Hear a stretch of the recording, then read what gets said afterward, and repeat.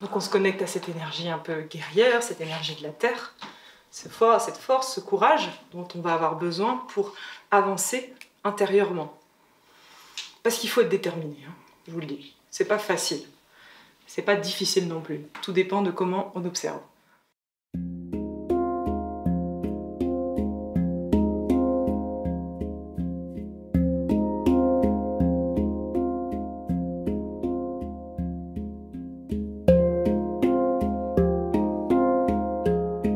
Ces dernières années, les pratiques spirituelles ont pris une ampleur de plus en plus importante pour répondre à un sentiment ambiant de mal-être, qu'il soit sociétal, environnemental, personnel.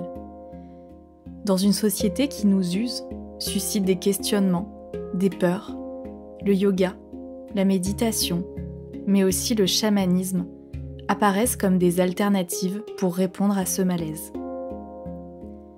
L'esthétique de la spiritualité, l'instrumentalisation du sacré font face à une tendance sur les réseaux sociaux et peuvent dénaturer la profondeur de ces savoirs ancestraux. Alors même que ces connaissances prennent de l'ampleur, sont censées nous aider à cheminer vers plus de légèreté, nos maux n'ont pourtant jamais été aussi grands. Ce besoin de repos intérieur pousse parfois à se tourner vers cette multitude d'espaces, de pratiques, qui proposent de trouver de l'apaisement, parfois même la guérison. Pourtant, ne passons-nous pas à côté de l'essentiel en cherchant toujours plus, en s'armant d'outils face à nous-mêmes ? Nous sommes plus de 7 milliards sur Terre. Nous sommes tous différents, différentes. Et pourtant, ce qui nous rassemble, c'est l'envie de guérir. Guérir nos souffrances, nos traumatismes. Le bonheur, l'accomplissement, c'est notre dénominateur commun. Mais dans un monde de preuves et de démonstrations, quelle place pour l'intuition et le cœur ? Il y a 6 ans, j'ai rencontré Charlotte, dans une vie active et citadine qu'elle a quittée pour d'autres horizons. Au gré de ses rencontres à travers le monde, elle a développé des stages dans lesquels elle accompagne les personnes dans ces espaces qu'elle a entr'ouverts lors de ses différents voyages initiatiques. De l'Inde à la Mongolie, au Pérou. La vie m'a menée à retrouver Charlotte et à participer à sa première retraite. À un moment de ma vie où plus rien ne faisait sens, semblait décousu, factice. Ces 5 jours ont totalement bousculé mon existence et m'ont donné envie de vous faire ressentir ce que j'avais vécu. Mais comment parler de ce qui se passe dans ces lieux en étant juste ? Comment témoigner de ces expériences hors du temps qui nous font revenir à ce que nous sommes véritablement ? Pour répondre à ces questions, on a fait de la route. Beaucoup de routes. Pour partir à la rencontre de personnes qui ne s'étaient jamais rencontrées auparavant et ont pourtant décidé de cheminer ensemble vers leur zone d'ombre. Ont accepté de se livrer à cœur ouvert, sur l'instant, en plein processus. En partageant le vécu de ces êtres qui ont retrouvé une part d'eux-mêmes, en replongeant à travers des expériences de vie parfois traumatiques, ils vous offrent la possibilité de peut-être voir celles qui sont enfouies chez vous. C'est en les rencontrant, à plusieurs étapes de leur cheminement intérieur, pendant les retraites et quelques mois après, que j'ai pu observer leur évolution. Se replonger dans ces moments, les assembler, a réveillé beaucoup de mes propres facettes intérieures. De l'angoisse, au doute, à la joie, je vous prête un instant mon regard, mon œil, qui m'a permis de revivre une retraite à travers ces personnes. Je veux vous montrer ce qu'elles ont révélé chez moi et révéleront peut-être chez vous. Cette brèche vers un espace vaste où tout est possible et où il n'y a pourtant rien à faire. C'est de ça dont je veux vous parler.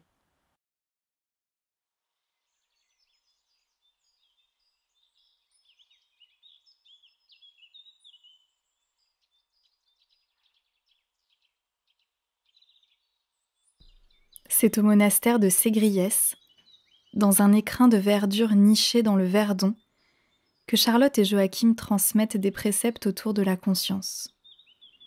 La retraite que j'ai pu filmer permet d'expérimenter des outils allant du yoga aux différentes formes de chamanisme.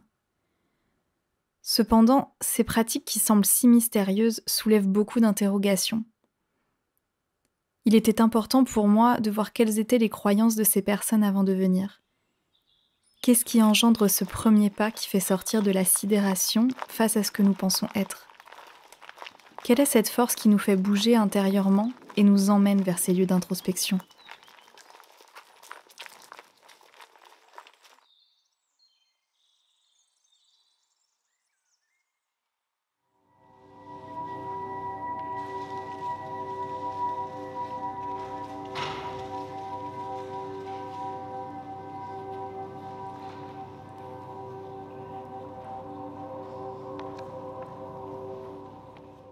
Donc si vous êtes ici, bien évidemment, c'est que tout ne va pas bien, parce que sinon vous ne seriez pas là. Donc il y a forcément un truc qui merde, comme tout le monde, vous voyez.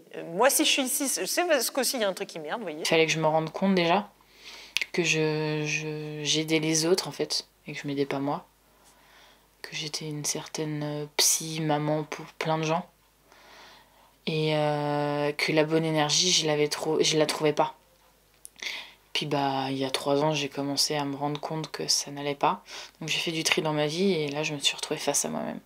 Face à moi-même, c'est la souffrance, la souffrance et la souffrance. Après c'est parti dans une rétrospective de ma vie à me dire il faut que je lâche tout. J'ai tout lâché. C'est grâce à mes filles que je suis arrivée auprès de Charlotte, puisque j'étais vraiment en très grande souffrance, une souffrance quand même physique. Je me suis absolument pas posé de questions.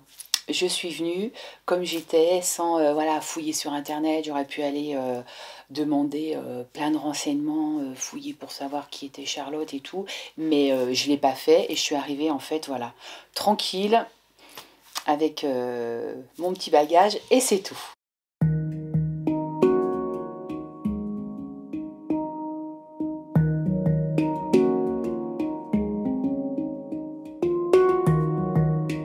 Et ça faisait suite à un travail personnel avec un énergéticien. Et depuis petit, je suis toujours très intéressée. Je suis très souvent rencontré des médecins qui, plus ou moins, sont connectés à ça, quoi.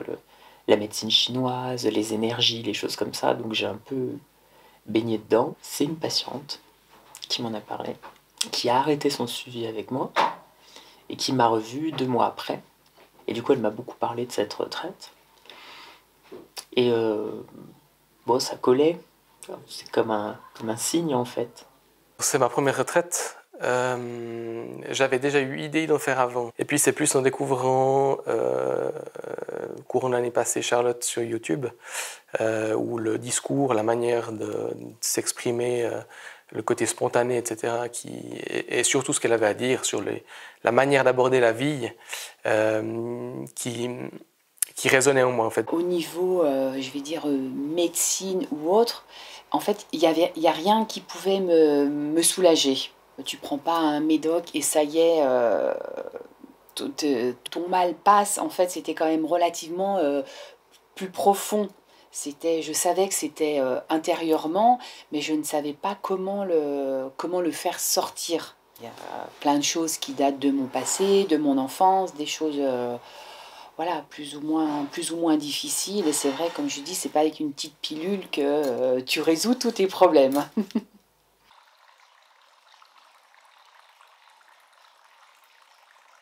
Si je commençais à penser à quoi que ce soit ça allait me stresser, soit j'allais être déçue, soit j'allais être dans l'attente d'un objectif qui n'est pas bon de toute façon. Parce que... Donc je suis venue en mode je sais que ça me fera du bien. Voilà, point. J'étais ancrée sur le fait que la société, je ne sois pas en adéquation avec la société déjà par mon corps. Je savais que j'étais hors norme. Je me pensais comme hors norme. J'avais regardé des choses un peu sur le chamanisme. Le yoga, alors par contre, j'y connaissais rien. Je savais ce que c'était, mais du coup, j'avais aucune attente. Pour moi, c'était le yoga, c'était de l'assouplissement, rien de plus. Si une amie m'avait pas parlé de Charlotte, j'aurais peut-être pas découvert parce que ça m'intéressait le chamanisme. Mais après, il y a de tout, il y a à boire et à manger sur Internet. Et aller vers quelqu'un que je ne connais pas, par contre, c'était hors de question parce qu'on voit aussi beaucoup les dérives de tout ça, et notamment les dérives sectaires. Hein.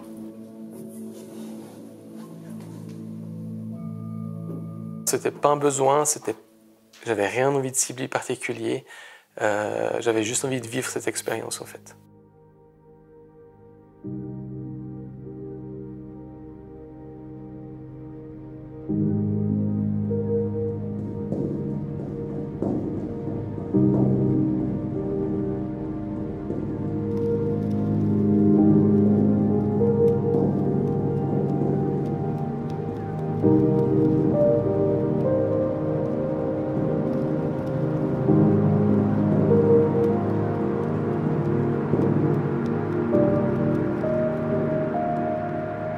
Sachez que du coup, il va y avoir quand même beaucoup de transmissions durant cette retraite, beaucoup d'enseignements, de transmissions de plusieurs types.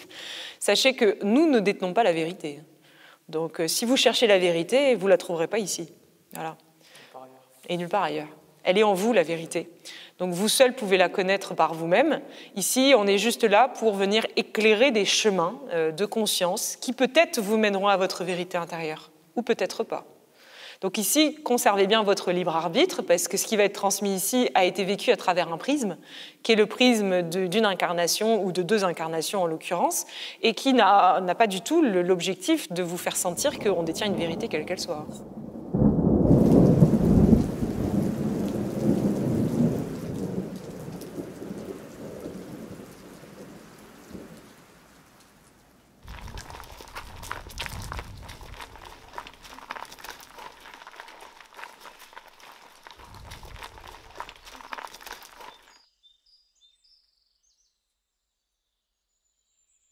C'est bien la mort d'un de mes proches, de mon père, qui a été l'événement déclencheur sur ce chemin. Parce que quelque part, c'est dans cette confrontation avec ma plus grande peur, qui était finalement la face émergée d'un principe universel de vie, qui est la mort. C'est en me confrontant à cette expérience que j'ai réappris à goûter à la vie. Cette souffrance, due à ce que l'on pense et à ce que l'on ressent dans nos corps, est ici présentée comme en partie créée par l'ego, cette chose dont tout le monde semble souffrir. Elle m'est longtemps apparue comme réelle, et aujourd'hui encore par moments. À mesure des rencontres, j'ai conscientisé que cette douleur pouvait être un vrai cadeau, en levant le voile sur des zones inconfortables qui se sont cristallisées sur nous et ont créé nos facettes de personnalité, celles auxquelles nous nous attachons et dans lesquelles on se reconnaît. Mais où se cache l'amour derrière la souffrance, lorsqu'on fait face aux épreuves qui nous semblent les pires de notre vie? Ce que j'ai vraiment conscientisé, c'est le poids et la place de l'ego. Même en arrivant là, on se rend compte qu'on a cet ego qui nous emprisonne, mais du coup, ce qu'on conscientise aussi, ce qui est plutôt beau, c'est que cet ego, c'est pas obligatoirement nous, ce n'est pas nous. Encore une fois, c'est les murs sur lesquels se sont projetées toutes les peurs, toutes les colères.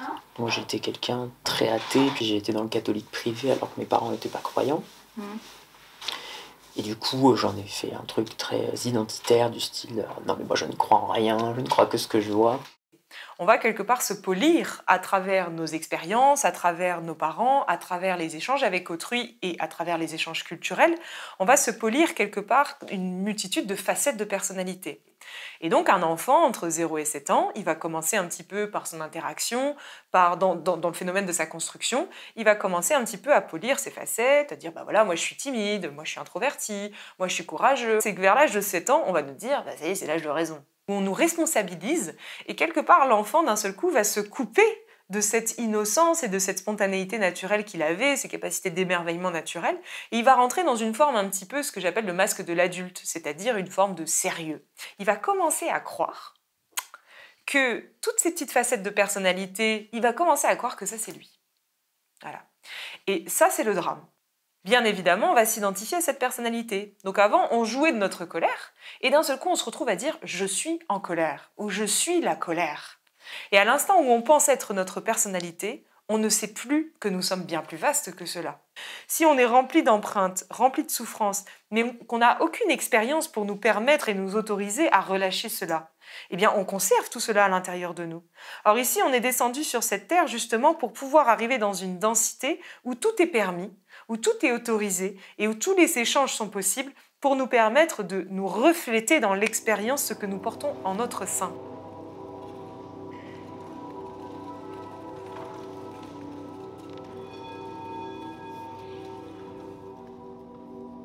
Cette chose à laquelle on va s'identifier va ensuite se leurrer de nous et jouer à travers nous. Et la manière avec laquelle l'ego joue à travers nous, eh bien, c'est en utilisant le canal de la pensée, le corps mental. Puisqu'en fait, d'un certain point de vue, ce qui permet de créer sur Terre, c'est la pensée, c'est l'attention que l'on porte à nos pensées. Le fait de croire en une pensée, eh bien, quelque part, crée une énergie, insuffle une énergie qui, quand elle va rebondir sur nos corps, va se transformer en émotion. Et cette émotion, quand elle va rebondir sur notre corps physique, va se transformer en action. Si cette action est enfermante, eh bien on va littéralement s'enfermer. Et c'est ce qu'on appelle une boucle d'enfermement. Et c'est pour ça qu'il y a des êtres qui après se retrouvent dans une souffrance dont ils ne savent plus sortir, parce qu'en fait ils ne savent plus d'où elle vient. Ces petits costumes qu'on porte tous à l'intérieur de nous sont finalement issus de tous ces espaces où finalement on a rencontré des résistances dans nos vies. Donc quelque part, l'ego et les personnages sont là pour nous protéger de notre propre souffrance. Donc quelque part, c'est une équation difficile à résoudre. Parce qu'à la fois, on cherche justement à descendre dans ces espaces pour pouvoir les mettre en lumière, mais d'un autre point de vue, c'est très désagréable de descendre dans ces espaces-là, parce que ce sont les gardiens de notre propre souffrance. Donc finalement, la guérison, c'est aussi accepter de faire tomber ces masques et donc de s'ouvrir potentiellement à un ressenti qui peut être parfois inconfortable. J'ai créé ma société et du coup, c'est des choses en commercial. On m'a toujours dit que j'étais pas bonne, que je serais jamais bonne. Et du coup, un jour, je me suis dit, j'enfile le personnage de la commerciale et j'y vais. J'y suis allée. C'était bien, c'était facile en fait. Et pour moi, c'est positif parce que ça m'apporte un peu plus de bienveillance vis-à-vis de moi-même. Je suis beaucoup dans l'acceptation. Et c'est vrai que c'est hyper important et c'est quelque chose, justement, moi, avec toutes mes douleurs, j'étais tout le temps un vrai roc, quoi, en colère contre elles, je voulais pas les entendre.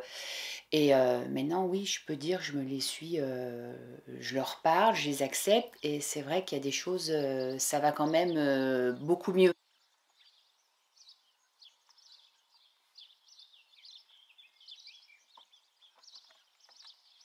Avant de faire ces retraites, donc moi je me suis formé à des thérapies, ou typiquement la pleine conscience, des thérapies de retraitement du traumatisme comme le brain spotting, où on fait de la pleine conscience ciblée, et où déjà on a ce souci d'écarter ce mental parce qu'il n'intervient pas dans le processus de guérison, voire même il l'arrête un peu.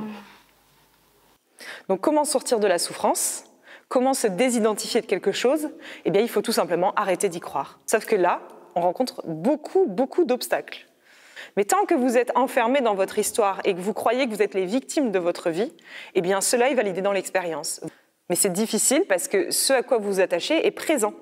C'est pas quelque chose, c'est pas une idée. Donc c'est difficile de lâcher prise sur quelque chose qu'on vit et qu'on ressent dans l'intégralité de nos corps. Donc c'est pour ça qu'il y a différents degrés dans le lâcher prise. Il y a le lâcher prise sur une émotion et puis il y a le lâcher prise sur des problématiques un peu plus évoluées où effectivement on parle de résilience.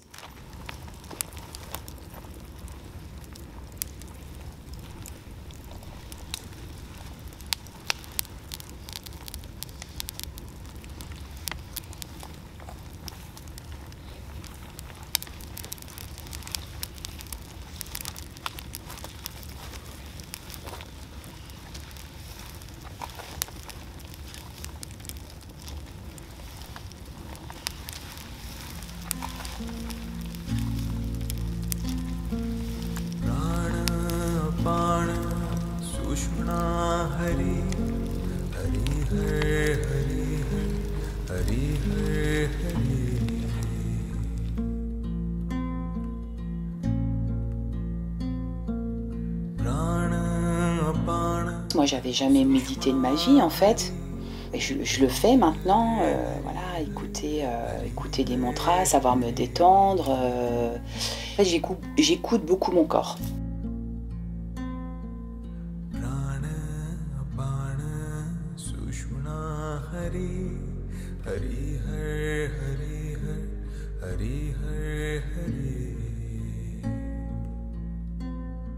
Et depuis cet espace de votre cœur, vous viendrez vous poser la question suivante.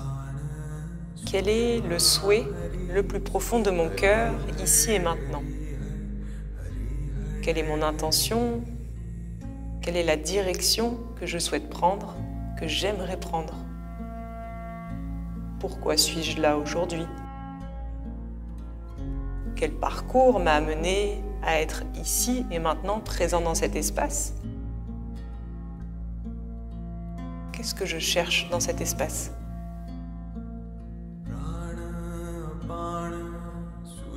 Nous souffrons d'une dissonance cognitive. Nous savons, mais nous ne faisons pas. Nous voulons cheminer vers une sobriété heureuse, mais nous sommes addicts à la consommation. Et en premier lieu, à celle de nos propres pensées.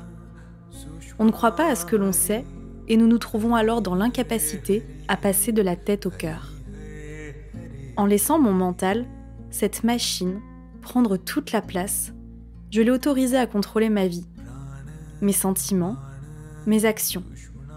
Ce que nous n'accepterions pas par la contrainte d'un autre, nous nous l'infligeons de notre propre gré.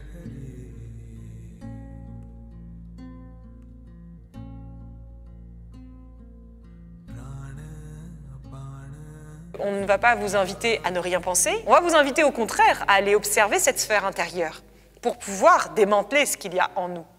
Comment voulez-vous démanteler quoi que ce soit si vous ne le voyez pas? La bonne nouvelle ici, c'est que tout va être fait et tout va être mis en œuvre afin que vous puissiez voir. Donc ici, on va vous guider non pas à planer, mais à descendre dans ces espaces en conscience. C'est bien ça l'idée de la retraite. Souvent, dans le milieu spirituel, sous couvert de dire que je médite, je suis en fait en train de contrôler mon expérience. La plupart du temps, c'est ça qui se dessine. C'est pas toujours, mais la plupart du temps, c'est ça. Quand je dis on va méditer, direct, la personne se met dans une posture de contrôle, ça se voit très bien, elle se tient bien, elle respire, elle est dans son truc. On a l'impression qu'elle médite, et en vérité, tu grattes un peu, et la personne, elle n'est pas du tout en train de méditer. Donc la pensée, c'est le point de départ. Tant qu'on n'est pas maître de ses pensées, eh bien, on n'est pas le maître à bord. Donc nous n'avons pas le choix que de subir et d'être l'esclave d'un petit bourreau intérieur.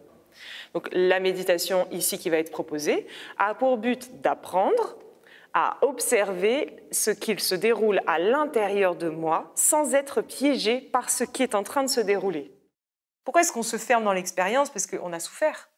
Donc on souffre dans nos existences parce qu'on a tous vécu des choses pas sympathiques qui nous ont amenés à nous fermer. Et en fait, au cours des retraites, l'invitation, c'est de venir rouvrir progressivement cet espace et ensuite pouvoir être en capacité de maintenir cette ouverture chez soi.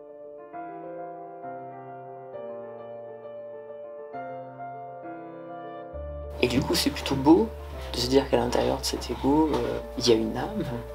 Et ce qui me marque, c'est que ça me redonne envie de croire, tout simplement.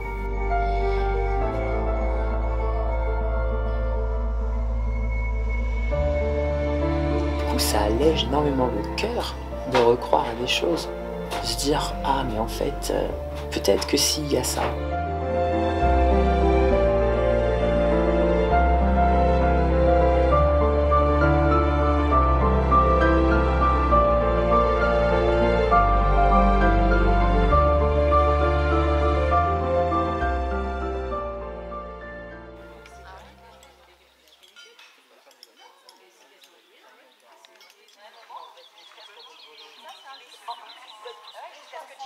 On va avoir donc différentes personnes qui viennent et ces personnes, on va les faire expérimenter différentes pratiques, différents outils.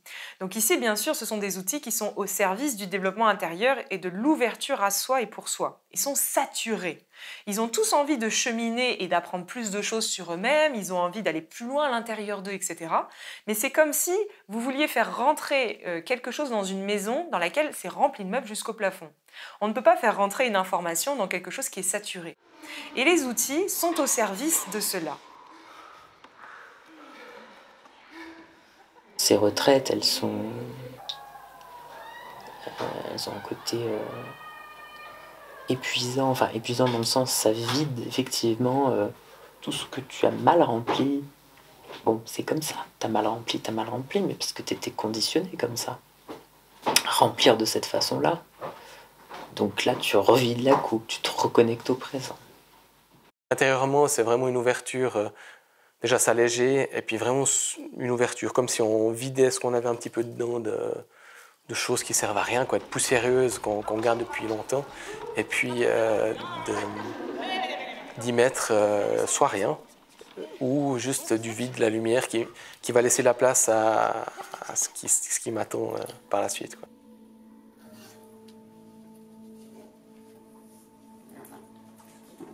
On pratique un outil, on utilise des outils spirituels pour se recentrer dans la présence. Présence qui ensuite sera l'espace depuis lequel on pourra observer ce qui nous fait souffrir. Typiquement, il y a des choses par contre que je peux retenir, genre la méditation de l'arbre, pour être ancré. Ça, c'est des outils très concrets et qu'on pratique déjà beaucoup. Les psychos, en tout cas, qui font du traumatisme, on est bien là-dessus, même si on n'a pas comment dire, un arrière-fond spirituel, on sait faire. Tout le monde peut retransmettre ces donnes de conscience à travers n'importe quelle activité, à l'instant où c'est vibré. Tous les secteurs d'activité peuvent s'imprégner de ces donnes de conscience et les retransmettre dans l'expérience. Et c'est pour ça que c'est pas l'outil qui compte. C'est en se reconnectant à ce dont nous faisons partie, la terre qui nous porte, que nous nous offrons la possibilité de nous réveiller à nous-mêmes. La spiritualité n'est peut-être finalement qu'un prétexte pour se reconnecter à la nature. Mais en acceptant de faire un pas vers elle, j'ai fait un pas vers moi-même. Et par conséquent, vers le reste du monde. Et à créer celui que je voulais voir émerger.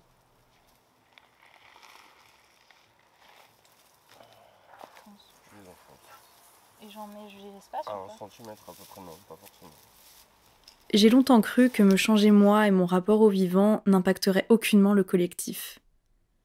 Et si cette porte d'accès très simple révélait pourtant nos capacités d'action envers l'ensemble de ce qui existe.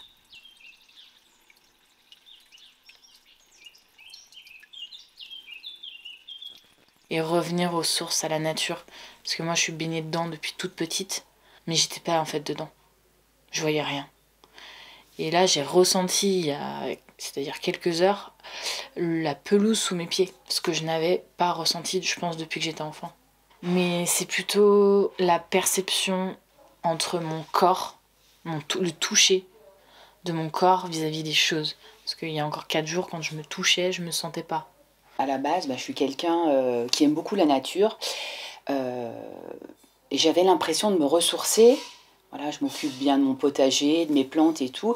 Et là, j'ai pris conscience que tout ce qui était autour de moi était vivant. Et que cette nature, en fait, pouvait m'apporter énormément de choses, quoi, énormément d'énergie, de ressources. Et ça, voilà, c'est vrai que mon jardin, c'est toujours le même à la maison, mais je le vois totalement différent.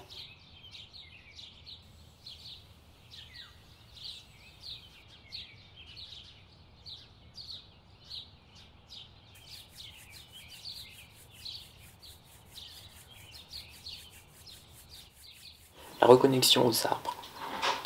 Ça m'apparaît comme quelque chose de... C'est une croyance en plus, vraiment l'énergie de l'arbre, sa vitalité, puis son symbole aussi. Les racines dans la terre, les feuilles en haut dans la lumière, c'est ce qu'on doit être. Et puis je viens de réaliser aussi que je m'appelle Olivier, donc que j'ai un nom d'arbre. Donc l'arbre a quelque chose il y a quelque chose chez moi avec les arbres. Donc ça veut pas dire qu'en sortant de là, je vais aller me pendre à tous les arbres et les serrer dans les bras. Par contre, ça peut être très concrètement, est-ce que ce que je fais dans mon quotidien, ça nuit ou pas aux arbres? Ça, c'est une question que je me pose pour le coup maintenant. Comme avec les animaux, comme avec... Donc petit à petit, le chemin il change.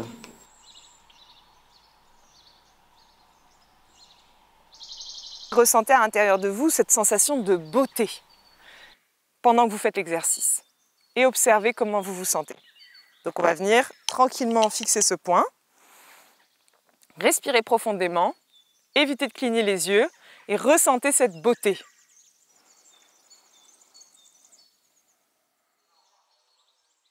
J'étais déjà dans cette démarche ou cette évolution de percevoir plus, en tout cas de voir la nature comme pas juste comme un décor autour de nous, mais voilà, comme quelque chose faisant partie de notre vie, vraiment intégré à notre vie, avec aussi plus de respect et d'attention. Mais là, ça s'est agrandi en fait.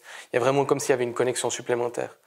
Et le fait de faire des exercices dehors, d'observer aussi ce qui se passe, ça c'était un peu une première pour moi aussi, vraiment d'observer une fleur, une plante ou une autre chose. Oui, on découvre des choses nouvelles, on voit l'énergie qui s'en dégage, on ressent, enfin, on a l'impression, moi j'ai plus l'impression d'être face à des êtres vivants que je ne l'étais avant. Ici, je vis certaines choses que que j'avais peut-être mentalement ou que j'avais pu lire ou écouter. Mais là, le fait de le vivre, pour moi, en fait, j'ouvre d'autres dimensions de ce que je suis, de mon ce corps et puis ce qu'il y a dedans. J'ai l'impression de toucher à d'autres choses. Le fait aussi l'impression de s'agrandir finalement, de ne plus être limité à la partie physique. Et ça, c'est un ressenti que j'ai pas mal. Ouais. Ça nous, je ne vais pas dire nous repousse parce qu'on n'est pas poussé, on a toujours le choix, mais ça nous ouvre à ça nous réouvre peut-être à ça.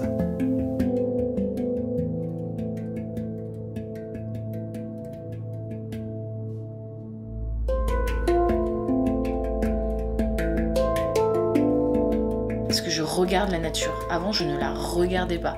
Et à chaque fois, je me disais, bah elle est là. Bah oui, mais profites-en. Du coup, maintenant, je la regarde. Et ça ressource.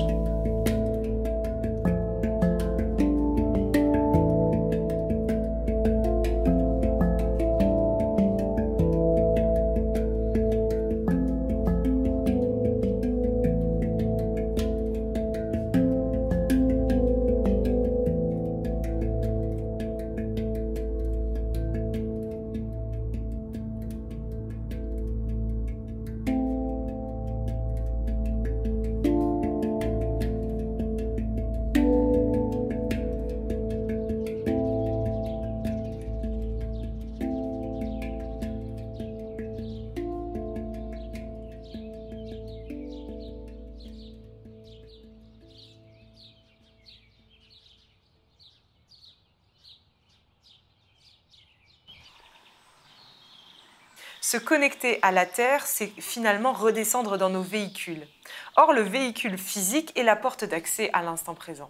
Si je ne suis pas dans mon corps physique, comment voulez-vous être dans l'instant présent? Si je ne suis pas là véritablement, ici profondément dans mes cellules, comment voulez-vous que je touche à l'espace du présent? C'est impossible. Donc évidemment, en retraite, on va beaucoup utiliser la nature. La nature est à notre service et nous le rend à chaque fois pour justement permettre aux personnes qui souvent sont citadines de venir faire une immersion au cœur de cette nature et pouvoir quelque part reconnecter avec l'énergie qui s'en dégage et avec toutes les vibrations qui sont émises par la nature et avec finalement ces capacités naturelles d'émerveillement qu'on peut avoir quand on regarde certaines choses pour de vrai en fait. Et ici, on va venir rassembler les deux jambes, les bras le long du corps. Vous allez venir fléchir les jambes et déposer les pieds contre les fesses.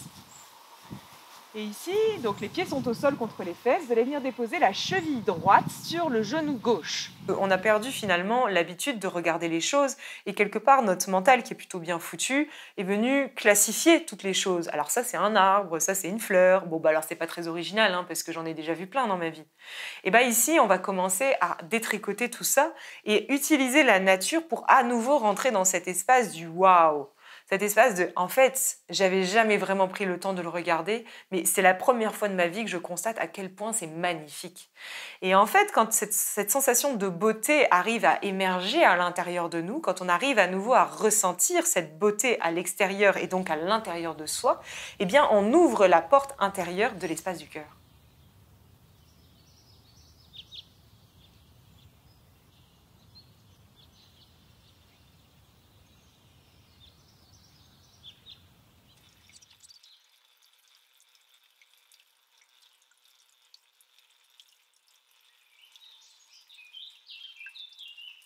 j'en ai besoin, quoi. C'est vital.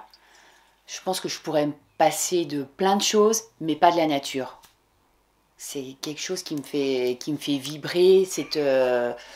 Mon énergie, je sens que mon énergie, elle est en bas. Ben, ping, un petit coup de basket, on va dans les bois et je me ressource.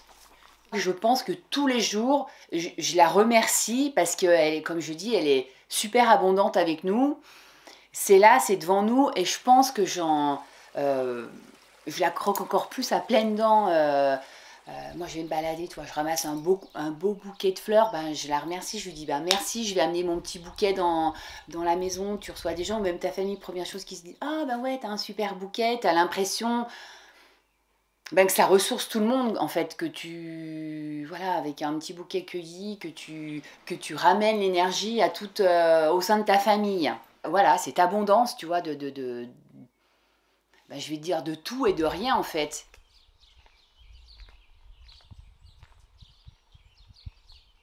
C'est vraiment la gratitude, beaucoup plus remercier tout, enfin les choses en fait, ce que je mange, l'eau dont je me sers pour me laver.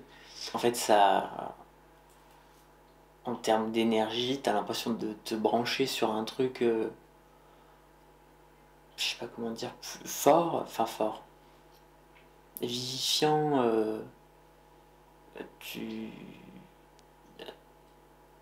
t'as l'impression de te raccrocher au tout.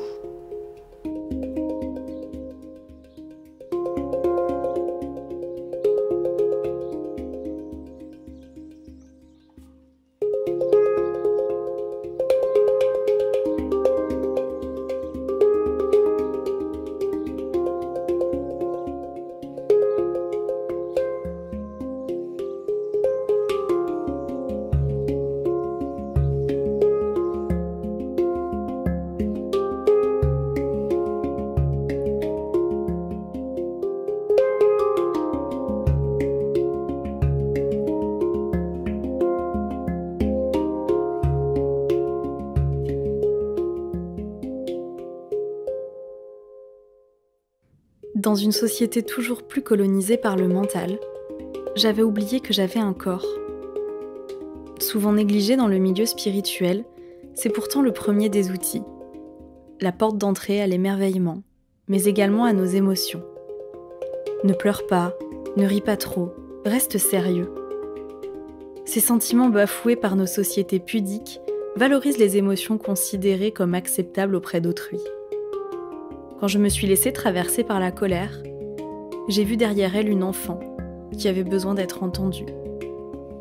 Quand nous comprenons que nous sommes un ensemble bien plus complexe qu'une émotion, qu'une pensée, nous pouvons laisser place à notre vraie nature.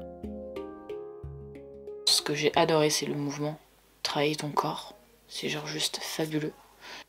J'ai plus de souffrance comme j'avais avant, tu vois. Je le sens que... Mais par contre, mon corps, c'est ma souffrance. Alors, j'ai conscientisé que j'avais un corps et qu'à l'intérieur de moi, en fait, il se passait des choses. Et ça a été hyper bouleversant pour moi, quoi. Je refusais un peu d'imaginer que mon corps puisse bouger. Relâchez bien la tête, ouvrez bien les 10 doigts au sol à l'avant, de sorte à avoir beaucoup d'appui. Et venez tranquillement étirer avec douceur. Moi, j'ai étudié la psychologie clinique, qui est une branche de la psychologie où on va vraiment dans la santé mentale. Donc la psycho, ça m'a éloigné un peu du corps, faut dire ce qui est. Et je pense que c'est mon expérience personnelle en tant que patient, en psychothérapie, qui a fait que je me suis intéressée au corps. Là-dessus, il y a eu ce travail avec cet énergéticien, et c'est là où je me suis ouvert à la spiritualité. C'est là où je me suis dit, bah tu vois, dans ce que tu es, mais aussi dans ce que tu fais en tant que psy, il y a peut-être autre chose que toi, ton savoir. Il y a quelque chose qui te dépasse peut-être. Pouce dans les pieds et je remonte. J'étire vers le ciel, je me grandis. J'expire, je descends à nouveau à votre propre rythme.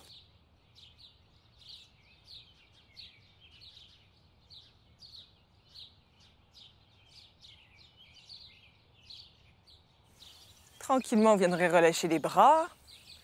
Et vous allez saisir les deux mains à l'arrière, entrelacer les doigts. Descendre la tête à l'avant, relâcher la tête, les épaules dans le sol et venir tranquillement élever les bras au-dessus de la tête, les poignets serrés, joints au-dessus de votre tête. Il y a la voix par la pratique dans le corps physique et c'est en cela qu'on va utiliser en retraite des outils comme le yoga. Bien évidemment dans de multiples traditions, parce que le yoga c'est un mot, c'est comme l'Inde, ça veut rien dire.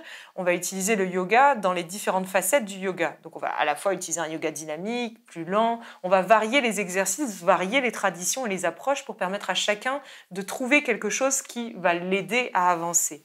Vous allez venir mettre une main de votre choix sur votre ventre. Et à la prochaine inspiration, vous allez venir inspirer, gonfler le ventre, et expirer, dégonfler le ventre.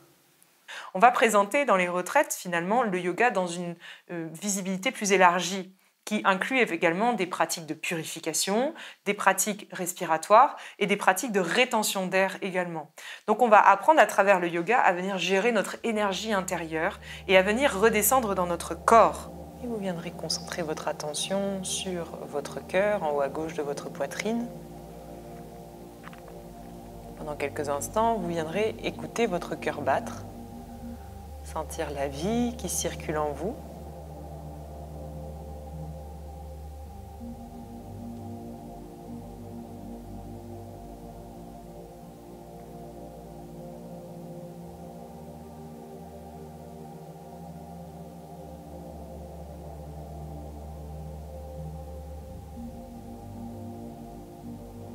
C'est vrai que la respiration, juste de respirer, se poser, respirer, c'est que du bonheur. Une respiration, ça te prend quoi? 2 minutes, tu peux faire dans n'importe quelle situation. Tu t'ouvres, tu ressens ta cage thoracique qui s'ouvre, mais juste que des petits trucs où des fois tu es toute crispée, là tu dis, ça peut paraître que des petites choses, mais je trouve que c'est des petites choses qui au quotidien, c'est grandiose. Et expire à droite. Donc imaginez que par le souffle, on peut facilement reconnecter à l'instant présent, à la présence qui est derrière chaque chose. Observez comme naturellement la respiration se dépose et comme l'expiration s'allonge. Donc ici, bien évidemment, ce n'est pas Charlotte Hoffman qui a inventé ça. Ça, c'est quelque chose qu'on sait depuis la nuit des temps, puisque dans toutes les traditions, vous allez retrouver l'impact et l'importance du souffle, de la respiration comme point de départ du chemin intérieur. Oui, j'ai carrément ouvert une porte. J'ai surtout exprimé la souffrance que j'avais au plus profond de moi. Je me suis écoutée. J'ai écouté la souffrance que j'avais. Pas par les mots, par la voix et par le corps. Et j'ai fait ok, très bien. Et après, j'ai écouté mon cœur dans l'autre sens, qui je suis. Ça m'a fait découvrir que le corps était un vrai messager. On nous l'enseigne énormément, mais alors on ne le vit pas. Ça, c'est dramatique chez les psychos. Parce que le corps est très mis en avant comme porteur des maladies, tout ça, mais du coup on va pas au-delà. Et en faisant du yoga, j'ai pu cerner vraiment des problématiques en moi, en particulier le bassin, qui est quand même un lieu d'ancrage et qui était très verrouillé. Descendez le bassin dans la terre, sentez ce bassin qui s'ancre dans le sol, tous les muscles associés qui viennent s'étirer avec douceur. À l'inspiration, vous viendrez en planche. Plantez le plancher pelvien dans la terre. Ouvrez la poitrine. Expirez, déroulez dans l'autre sens. J'inspire à l'avant, j'expire à l'arrière.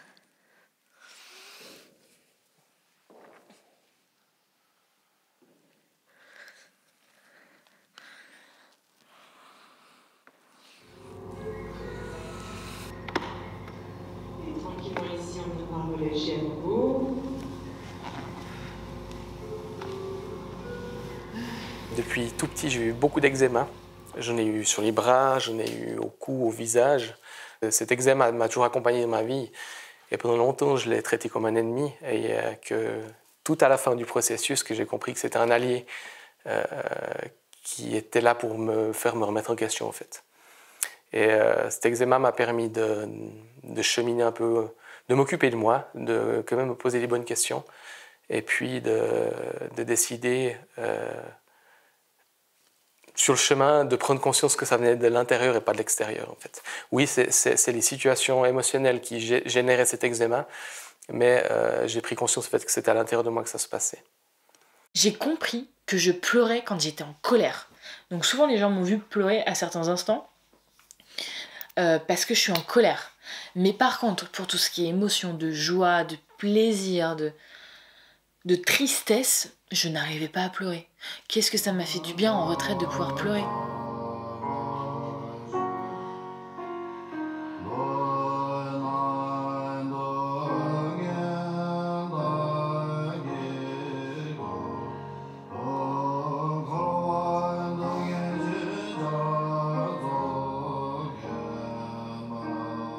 Ça me donne les frissons de repenser à tout ça. Mais j'ai chialé, mais comme jamais. Tu vois, à part quand j'ai perdu mon père ou... ces deux-là, ouais, j'ai plus trop pleuré. Mais je sais pas, j'ai pleuré, je sais pas, peut-être 20 fois dans ma vie, je vais te dire, tu vois.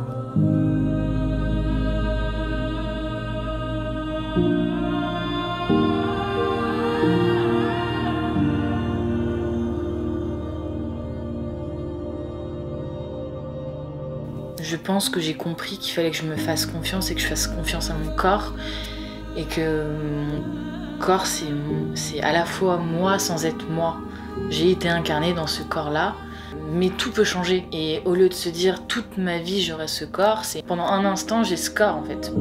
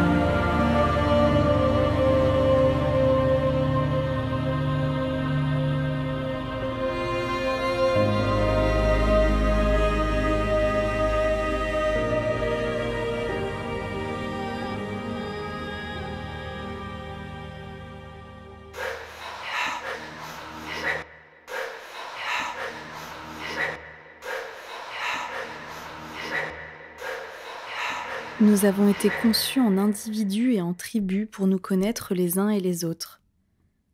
Mais comment se sentir bien avec les autres quand on n'a pas encore tissé une relation paisible avec soi ? En me confrontant au groupe, j'ai entrevu ce qui chez eux me poussait à me recroqueviller sur moi-même. Au cœur de ces stages, je me suis confrontée à ce que je croyais être grâce à mes haltères, ce que j'ai aimé et ce que j'ai haï. Pourquoi 32 ? Pourquoi autant ? Pourquoi machin ? Pourquoi truc ? Eh bien, sachez que vous avez autour de vous, si vous ouvrez bien vos petits yeux, vous avez 31 miroirs de ce que vous ne voulez pas regarder en vous. Laissez tomber les costumes, regardez les gens au-delà de leur visage. Et vous verrez qu'au-delà de la forme, il y a une information qui est bonne pour vous. C'est que vous avez la possibilité aujourd'hui, pendant 5 jours, d'être confronté à tout cela et de pouvoir voir à travers les comportements, à travers les expressions de chacun, ce que vous n'osez pas regarder en vous. Je suis beaucoup plus attentif aussi, et ça je trouve ça super beau, à qu'est-ce que l'autre te donne comme message aussi sur toi, quoi. Enfin, ça c'est un truc... Tout est une occasion pour te tester, entre guillemets. Comment tu vas parler à la boulangère, comment tu vas répondre à ton collègue, comment tu vas prendre un coup de fil, enfin c'est ça le... Oh là là. Quand t'es pris dans le quotidien, tu te rends plus compte, c'est comme si t'as la tête sous l'eau sans arrêt en fait. Et à force de petit à petit relever la tête, tu dis bah tiens, là il y avait une occasion. C'est un soulagement de se dire que finalement, même les personnes qui nous font le plus de mal, en fait ils nous apprennent quelque chose. Et je suis tombée sur quelqu'un... pareil, c'était mon miroir, quoi. Moi, plus jeune, parce qu'elle était beaucoup plus jeune que moi, et je me suis vue, moi, plus jeune, avec ma carapace, ma colère, à pas pouvoir exprimer ce que j'avais. J'avais qu'une envie, c'était, tu vois, de lui dire, mais rien que dans les yeux, quoi, lui dire, mais je comprends ce que tu vis à 100%. Et tous les exercices où c'est libérateur, où tu te sens regarder, en fait, j'ai compris que les gens ne te regardent pas, ils t'écoutent, ils t'entendent, ils te voient, mais ils te regardent pas, ils te jugent pas. Et on a tous nos problèmes. Et moi, le fait d'avoir compris que quand tu regardes une personne, et c'est le reflet de toi, mais ça, je sais que je vais être encore plus indulgente avec les autres et avec moi-même, du coup. Quand on est entouré d'êtres qui sont en capacité justement d'accompagner dans ce mouvement et qui sont tous avertis et qui vont tous dans la même direction, il y a une forme de compassion et il y a une forme d'entraide qui se dessine. Et donc vous avez la possibilité ici, dans cet espace, de laisser remonter ce qui remontera et de l'exprimer. C'est magnifique, quoi.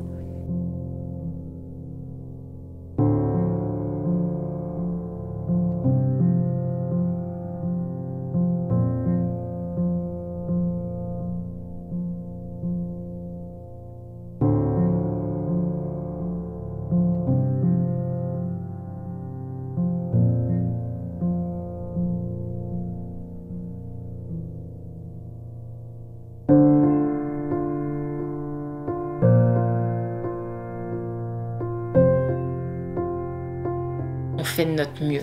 Dès l'instant où je me suis dit ça, il y a des matins où je me lève et je dis tu sais quoi, je fais de mon mieux. Et ça va mieux.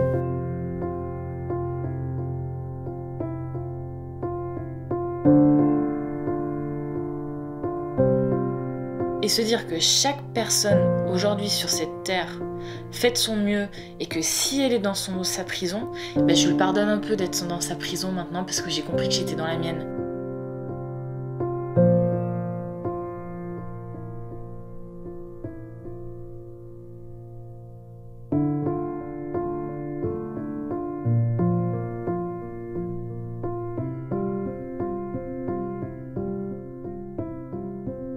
En osant se montrer, eh bien, on s'autorise à se guérir, en fait. Et on autorise les autres à se guérir à travers nous. Donc finalement, quand tu prends conscience qu'à travers toi et qu'à travers le fait d'oser être vulnérable, tu vas autoriser les autres à faire la même chose, ça prend soudainement une dimension un peu plus élargie. Mais j'ai vécu un truc, mais de oufissime, avec une personne. Mais ça m'a... Comment dire... je sais pas comment dire... je peux même pas mettre de mots dessus. Une explosion et j'ai eu un moment fort avec une personne qui a duré, je sais pas, une demi-heure, mais j'ai jamais vu, à part, tu vois, l'accouchement de mes enfants, j'ai jamais ressenti un truc comme ça. Et on l'a vibré ensemble.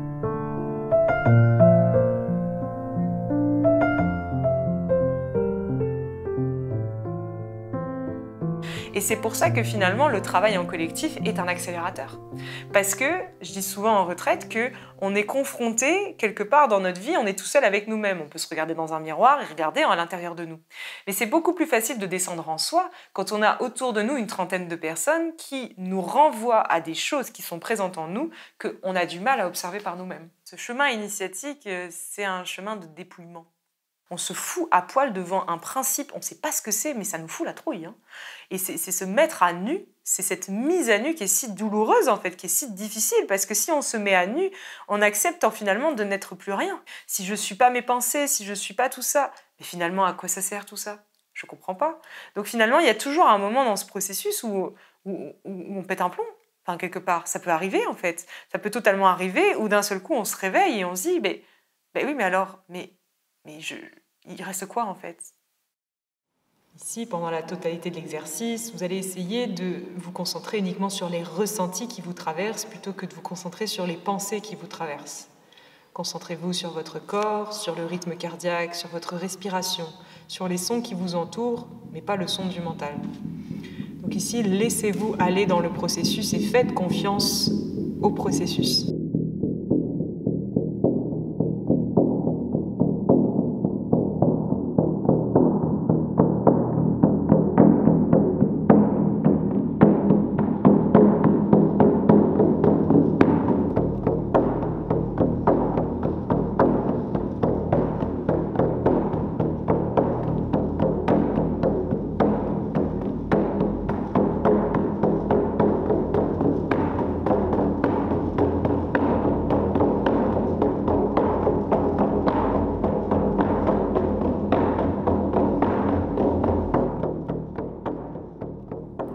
Dans les traditions chamaniques, le collectif est essentiel. C'est en acceptant de mourir à soi que le vrai chemin débute. En découvrant les barrières qui s'érigent entre nous et notre identité illusoire.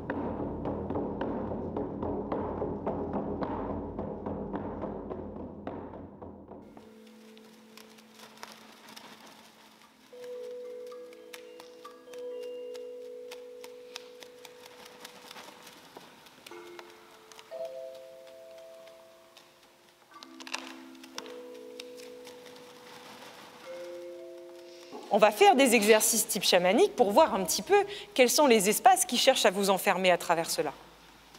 On va prendre le chamanisme à l'envers. Donc on va essayer d'aller déconstruire toutes vos croyances, toutes vos intentions, vos envies à travers ce mot chamanisme, puisque si vous êtes inscrit à une retraite qui s'appelle Cœur de chaman, c'est que quelque part le chamanisme vous intéresse. Le chamanisme est un véhicule, mais celui qui met le carburant le carburant, c'est la conscience.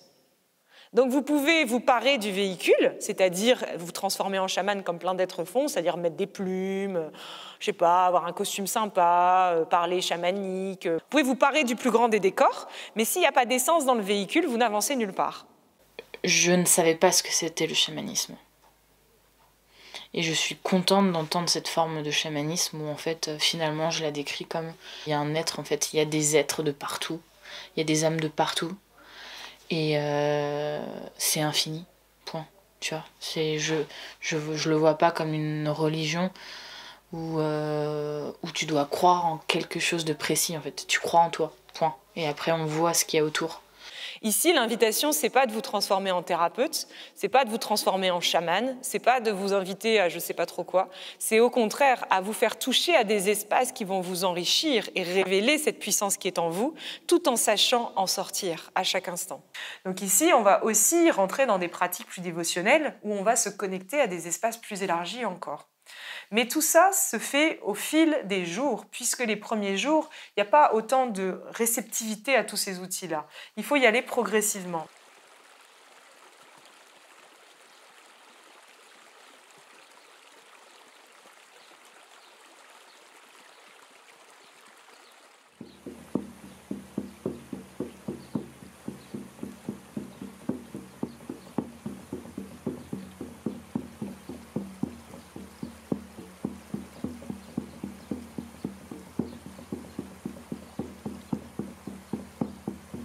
La tradition chamanique est issue de différentes traditions dans le monde entier.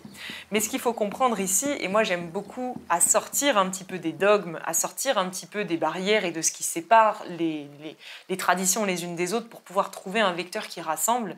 Et je dirais que la meilleure manière de rassembler toutes les traditions chamaniques pour les ramener dans le cœur, c'est finalement de comprendre qu'on a à l'intérieur de nous un espace qui sait exactement comment sortir de la souffrance. Eh bien, l'espace chamanique est un espace qui permet de connecter avec cela. Donc, ouvrir un espace chamanique, c'est finalement ouvrir l'espace du cœur pour venir dévoiler cet espace qui sait comment transmuter la souffrance. C'est-à-dire non pas la transformer pour que ça devienne autre chose, c'est-à-dire faire passer la souffrance dans la lumière.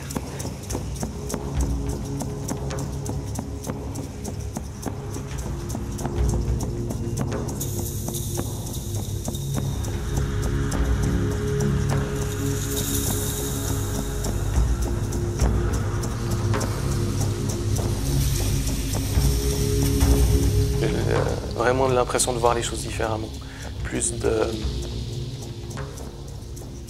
C'est difficile à exprimer. Plus de, en fait, voilà. L'impression de plus ressentir les choses, de voir différemment, de faire partie de l'environnement dans lequel j'évolue. C'est ça, globalement. J'ai vraiment l'impression de faire partie de ça, alors qu'avant j'étais une personne qui se promenait là au milieu.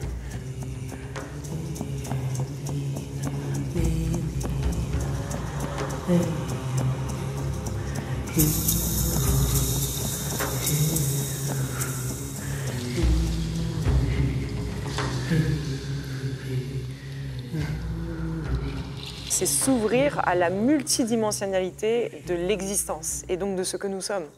Donc ça peut être, c'est pas pour tout le monde en fait, parce que ça peut être très renversant.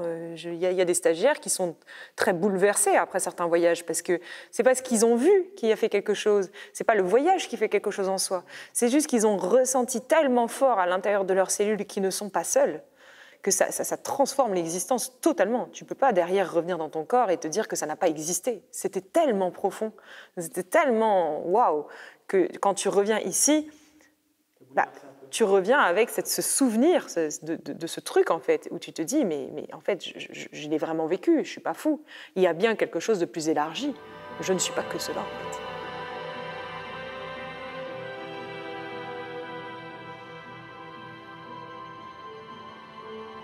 Pendant longtemps, je me suis sentie incomplète.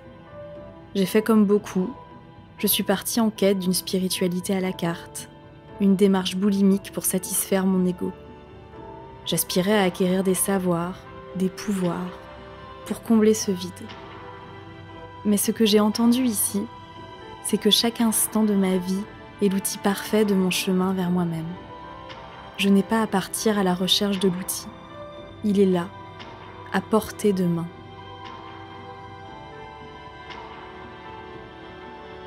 Quand tu dis que tu vas faire du chamanisme, il y a un côté « Ah, waouh, mais c'est... pareil, quoi, dans la to-do list, cocher chamanisme. » Tu ressens quand même du soulagement. Je veux dire, quand tu es dans ces espaces-là, même si tu remets pas tout en place après, je comprends la fascination que ça exerce, parce qu'effectivement, c'est vrai que c'est puissant. Et puis, comment dire, c'est un peu une claque quand tu découvres ce monde-là. Parce qu'encore une fois, tu te réveilles de tes croyances, tu te réveilles d'un truc comme ça, et quand on te dit d'un coup, ouvre parce qu'il y a tout ça, t'as de quoi te laisser, moi je comprends, hein, t'as de quoi te laisser fasciner, griser, tout ça. Et c'est ça qui est dur, c'est qu'après, il faut te remettre dans le quotidien, et c'est là que ça brasse, quoi. Si t'arrives pas à comprendre ça et à le mettre en place dans le quotidien, tu pourras faire 100 retraites, ça changera rien, ça changera pas. Enfin, t'évolueras pas si tu peux pas le concrétiser dans des trucs vraiment à la seconde près où tu le vis, ça sert à rien. Tout au plus, ouais, ça va alimenter ton quota de sensations 1 ou 2 fois par an. Ouais, c'est sûr que c'est sensationnel. Pour le coup, moi j'ai vécu des trucs en retraite, c'est fou. Ça, c'est fort, c'est puissant. Mais il faut le digérer après. Il faut cependant faire très attention avec le chamanisme, parce que à la fois c'est un agent, le chamanisme est un puissant agent de changement. D'un certain point de vue, ça peut nous amener à une ouverture intérieure et à comprendre qui nous sommes véritablement. Mais d'un autre côté également, et c'est ce qui est quand même très visible aussi sur Terre, ça peut nous emmener dans une forme d'enfermement. Parce que en chamanisme, ce qui est difficile, c'est qu'on va beaucoup parler de notions de pouvoir et de puissance. Et la problématique aujourd'hui, c'est que quand on met cette notion de pouvoir dans les mains de quelqu'un qui n'a pas encore décelé ces différentes facettes de personnalité et qui parfois a un ego qui bien évidemment a tout sauf envie qu'il se libère, donc il y a plutôt envie de l'enfermer, eh bien le pouvoir va être mal interprété et va être mal processisé, si bien qu'il va venir surenchérir un espace égotique. Parce que l'être qui a besoin d'être visible et qui a besoin d'être vu et qui a besoin d'être au centre de l'attention n'est pas un être qui est guéri de son ego. Le véritable maître est celui qui est transparent. C'est comme un grain de sable sur lequel tout le monde marche. Le piège du « ah bah c'est bon, je l'ai vécu, du coup ça y est, on m'a mis le tapis rouge, je peux y aller ». Bah non, du coup, tu pas le tapis rouge. C'est loin d'être un tapis rouge.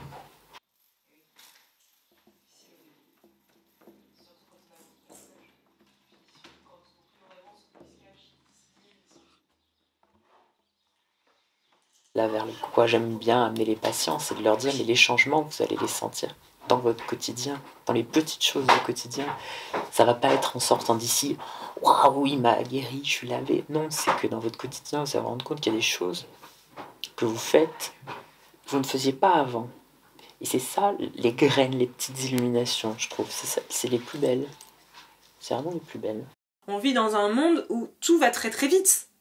Et où on est conditionné à ce que tout aille vite. Et du coup, quand on te dit « Ah oui, mais ça prendra le temps que ça prendra, et je ne peux pas te dire quand est-ce que ça va aboutir. » Mais ça réveille un stress énorme parce que, évidemment, il y a toujours cette peur de la mort qui est là en sous-jacent. Et oui, mais attends, un jour ma vie va s'arrêter, je vais mourir, donc j'ai pas le temps en fait.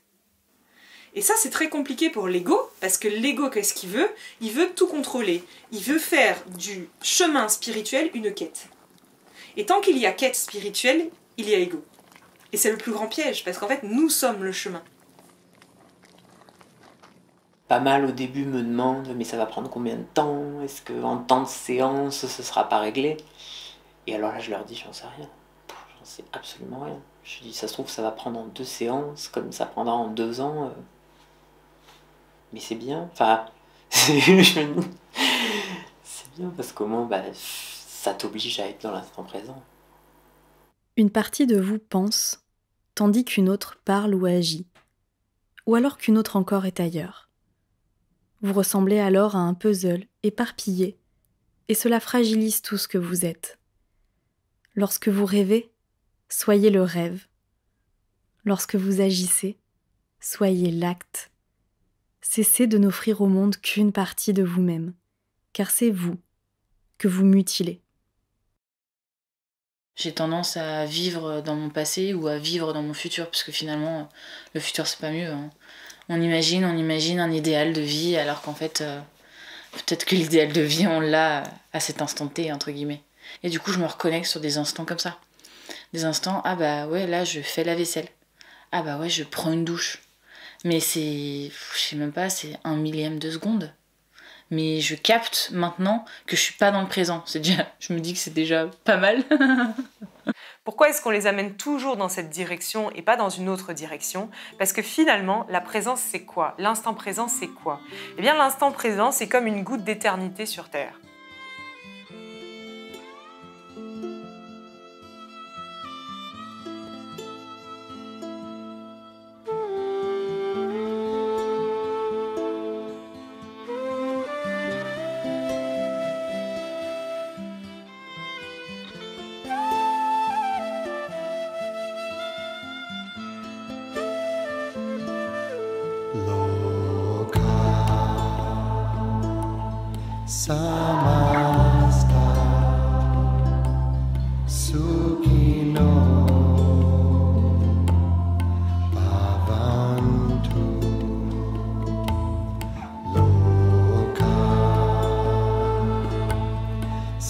Je me suis senti énormément aimé par tout l'univers. Et c'était un ressenti très fort. J'avais jamais ressenti ça, je pense.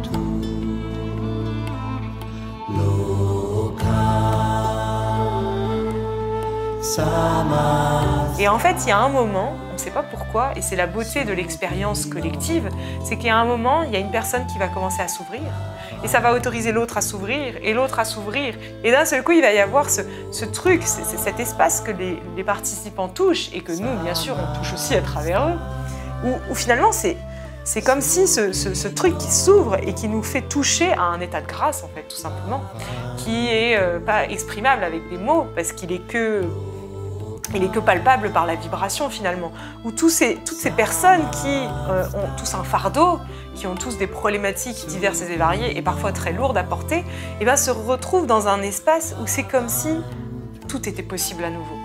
Et s'ouvrir à cette dimension-là, ne serait-ce qu'une microseconde dans sa vie, ça permet d'entrevoir et d'ouvrir une porte universelle qui derrière peut nous accompagner tout le reste du chemin. Et finalement, dans cet état d'unité, eh ben, on peut enfin se rencontrer.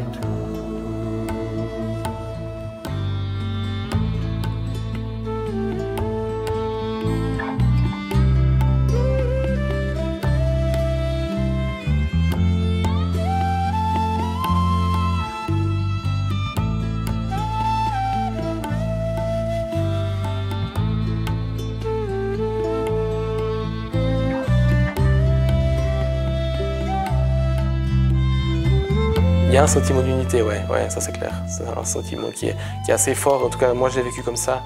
Aussi au niveau plus on avance dans les pratiques en fait, de groupe, plus j'ai l'impression qu'on est tous connectés, enfin, finalement, même si je le savais en guillemets déjà avant. Et dans de rares moments, quand tu sens que tout est exactement comme il faudrait, même dans les endroits où tu trouvais ça moche avant, là tu te dis, il y a encore un truc en plus qui est... L'autre jour j'étais en tram, je passais dans un coin vraiment moche, il n'y avait pas d'arbres, c'était du béton, des choses comme ça, mais je me suis quand même surpris à dire, tout est bien là, tout est exactement comme ça doit être.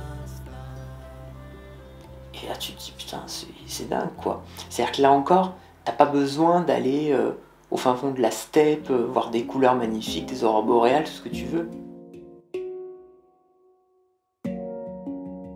C'est en se reconnectant à la beauté de chaque instant que j'ai retrouvé confiance, en vivant ces instants troublants d'authenticité. La confiance, c'est de savoir que nous avons en nous, en nos cellules, le tout. Quel que soit le nom que nous lui donnions, c'est à cette partie de nous que nous devons faire appel pour sortir de ce que nous nommons l'impasse. Ce jour-là, vous n'aurez plus besoin d'être guéri de quoi que ce soit, puisque vous serez conscient d'être la porte et la clé.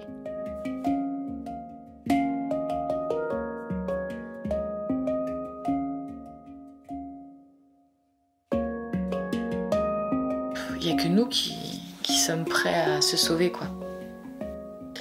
En fait, on a beau nous dire que tu te sauveras toi-même, tu le comprends pas. Il faut que tu fasses une semaine de retraite pour vraiment comprendre ce que ça veut dire. Et en fait, moi j'ai vraiment l'impression que les gens ont de plus en plus envie de se poser les bonnes questions, quitte à se poser celles qui dérangent, parce que forcément on n'a pas envie d'aller gratter au fond, mais déjà de trouver un bien-être avec soi-même. On a beaucoup été, ça c'est mon sentiment, on a beaucoup été fixé sur l'extérieur, la réussite, le chemin, la famille, etc., etc. Plus on avance, plus j'ai l'impression qu'on se dit ben, maintenant, finalement, tout ça, c'est bon, j'ai donné, j'ai envie de faire ce qui me parle à moi. À force de chercher, quand ça fait 30, 40, 50, 60, voire plus, qu'on cherche à l'extérieur de quoi être bien, et puis qu'on ne trouve pas, ou à un moment donné, on revient à soi, quoi. J'accorde encore plus de place au corps maintenant, et à l'instant présent, et des choses comme ça, et ça fait que j'adhère beaucoup à cette idée que la thérapie, enfin que la guérison, elle peut venir de cet instant présent. Ça soulage de se dire que tout est là en fait. Le plus important, c'est de s'aimer. Enfin, je vois pas ce que je pourrais dire de mieux. Et en fait, c'est pas égoïste de dire ça, mais pas du tout. Et la plupart des gens ils disent mais non, faut aimer les autres. Mais bien sûr qu'il faut aimer les autres. Mais je suis pas du tout en train de dire le contraire. Mais si on arrive à s'aimer, on aime les autres, mais quelle que soit la personne en face de nous. Ce qui est le plus important, c'est vraiment de s'aimer. Mais le s'aimer, il faut vraiment que ça te transpire le corps. Le corps et le cœur. Parce qu'il nous est donné de vivre, faisons-le avec amour. Ouvrons-nous à la subtilité du monde et à ce qu'il a à nous offrir. Dans le regard de l'autre, dans le souffle du vent, dans une flamme qui crépite, dans l'élégance d'une fleur. Il n'y a pas à être spirituel ou ne pas l'être.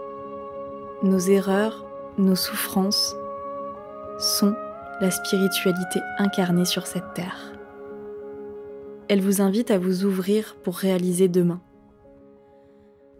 Ce que j'ai vu durant ces séjours, c'est avant tout du bonheur, un lien indéfectible entre tous et toutes.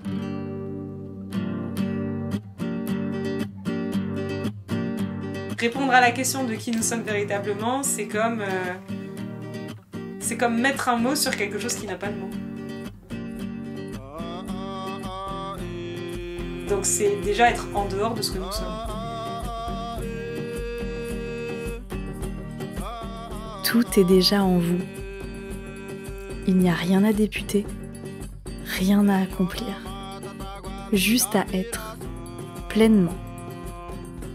Installez-vous confortablement, fermez les yeux et respirer.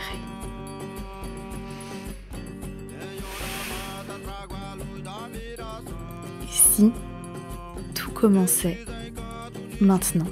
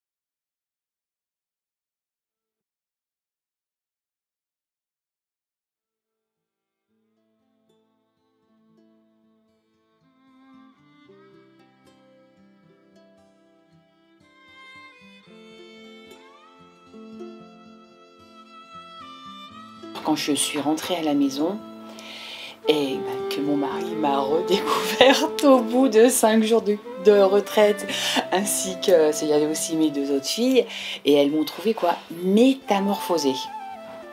Et je l'ai lu dans leur regard, quoi. Ça s'est passé en quelques secondes, quoi. Quand elles m'ont vu, elles ont dit waouh, mais le changement c'est oufissime. On va dire pour une chose difficile à affronter, mais ça en soulage 100 autres en fait. Donc le calcul il est vite fait. Je préfère te coltiner ça, parce qu'après ça, tout change, quoi, la vision change.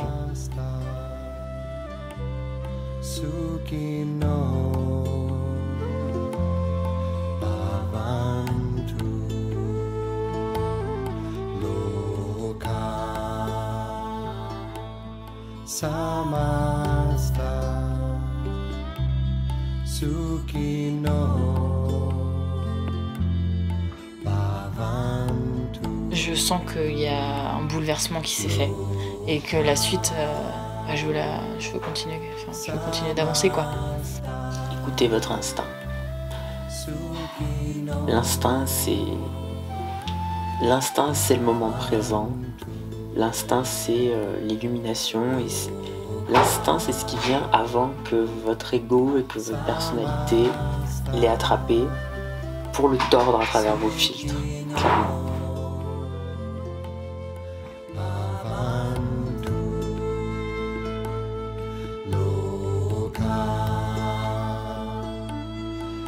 Et je sais que j'ai pris le bon chemin sur tout ce que j'ai entrepris là depuis quelques mois, pour me sentir libérée. Et ça en fait partie. Allez-y, c'est vrai que ça nous apporte un bien-être exceptionnel. N'hésitez plus, foncez et ne vous posez pas de questions. J'ai 54 ans. Mais comme quoi, tout est possible.